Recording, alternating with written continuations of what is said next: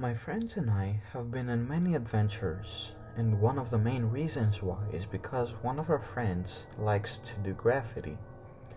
So, we have been in many dark alleys, walked around different parts of the city, which, in other circumstances, we wouldn't even know that existed.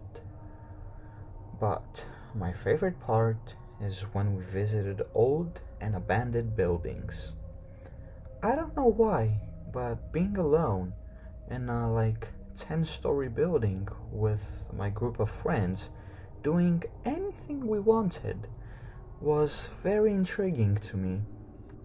So one day, Jack, our friend who did graffiti, sent to our group chat, "Guys, I have found another abandoned building to do graffiti. Do you want to join?" When I saw the message, my eyes sparked and I was so excited. "Count me in," I said immediately. Brian and Mike also jumped in right away with excitement, but Alex unfortunately couldn't come. The next day, the four of us took a bus and went near the building Jack talked about yesterday. It would be as usual, I thought. Jack would do his graffiti and Brian would help him, and Mike and I would look around, explore the building, and maybe take a few pictures. Getting in the building wasn't difficult at all. There was a broken window from where we could easily get in. Then we explored for a bit all the floors until Jack found the spot he wanted to paint.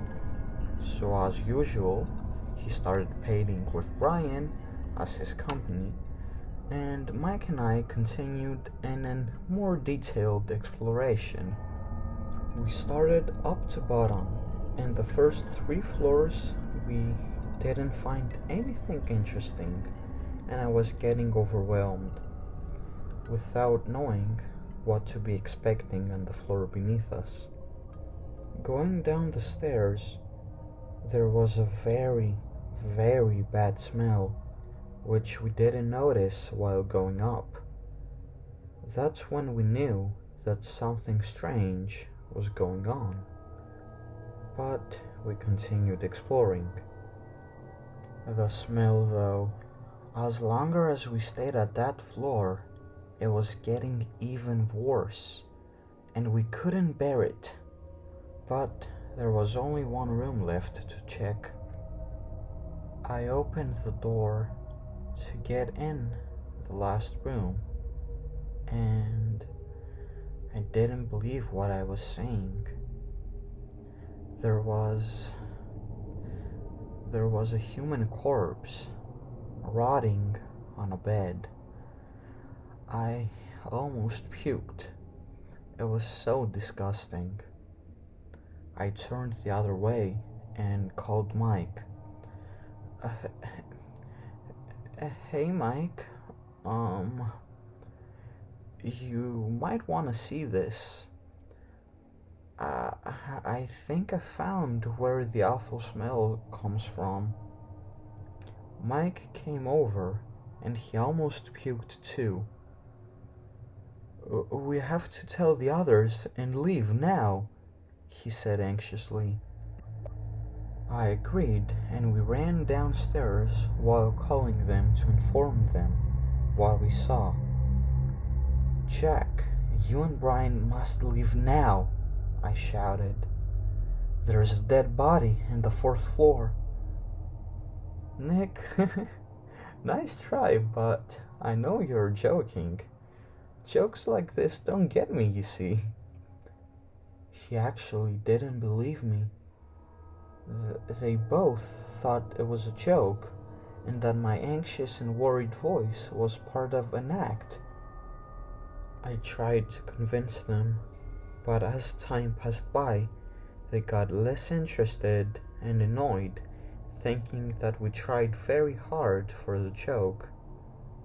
At the time, Mike and I had already got out of the building, and we were waiting out for them. That's when I saw a person who we didn't know on the window we broke into earlier, with a creepy smile on his face, looking at us. He raised his hand, and there we saw that he was holding a knife, and he showed us by moving his hands that he would kill our friends who were still up there. We called them again this time, but now we were shouting, "You have to leave now. There is a psycho in the building with a knife," I said, and Mike added, "Please, get out, he will kill you." They still didn't believe us until we heard Brian saying,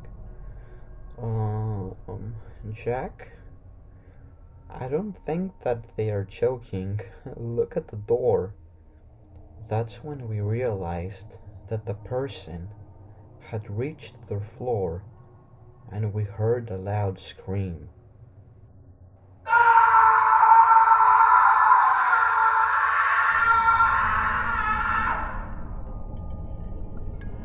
The phone call ended unexpectedly, and we didn't know what was happening anymore. That's when Mike decided to go back in there because he had a pocket knife. But I didn't want to let him go up there by himself, and I didn't want to go with him either. So I tried to convince him that it wasn't a good idea, but no matter how much I tried, he went in the building again anyway. I was so nervous. I wanted to call the police, but unfortunately, my phone had just died out of battery. It was also late, and no one was around in the area we were in to ask for help. Then I heard another loud scream.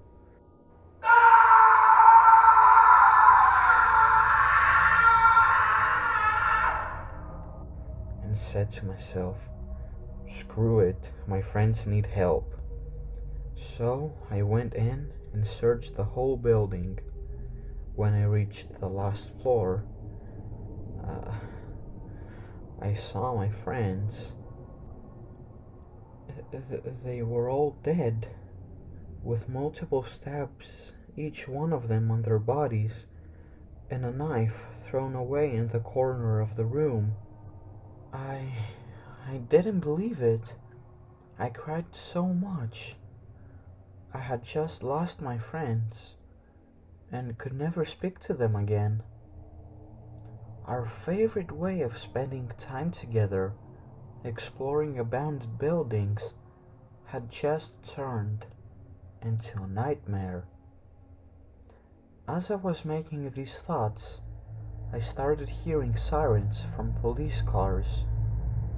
So I ran down and waved at the cops, told them everything that happened, but they didn't believe me.